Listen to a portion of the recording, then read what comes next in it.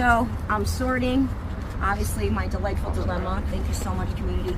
And up walks this beautiful lady, Melinda, which she and I had communicated on direct message. So Melinda walks up out of the clear blue, hands me a check for 15 grand. So Melinda, tell the story. How did this all come about?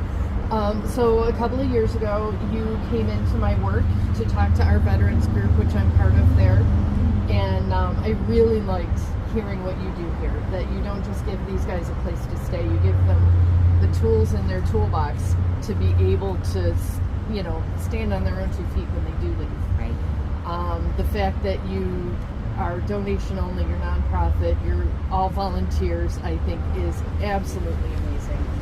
Been telling my husband when I retire I want to work here. And my uncle who passed away, my great uncle who passed away last year, was a Marine, and I was Army, and most of my family was all Navy. We're all veterans.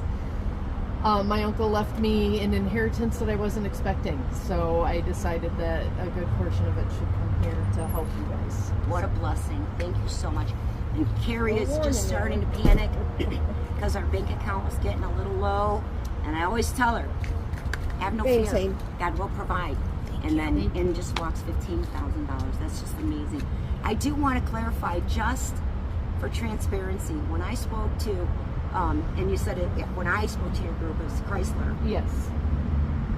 That was, I don't know, before COVID? Yes, it was before COVID. So we do now have some employees, but I don't really say employees because they're volunteers and they get a small stipend. Oh, okay. You know what I'm saying? Okay. Yeah. I think my annual combined payroll is somewhere around $35,000 a year for everybody. So everybody gets not everybody, but because I knew that, like, I knew you hired a veteran who needed a place to stay. You hired him to work the kitchen. I saw that video. Exactly. And that kind of paying and hiring, I was like, I am all down for that. Exactly. Because it's giving him a skill, it's giving him pride in what he does, and something to help get back. I have my volunteers that sometimes can't afford to volunteer because they can't afford the gas in their cars or whatever. So, you know, we pay them a small stipend just so they can afford to volunteer.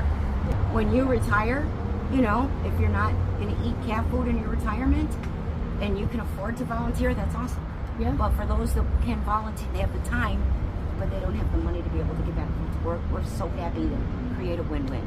Thank you all. Thank you so much, Melinda. Thank you. And for your service, too. Thank you.